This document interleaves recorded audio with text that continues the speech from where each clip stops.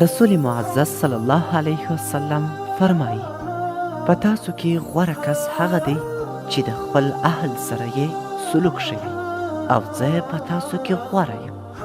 چې د خپل اهل او کورنۍ سره ښه سلوک کوم.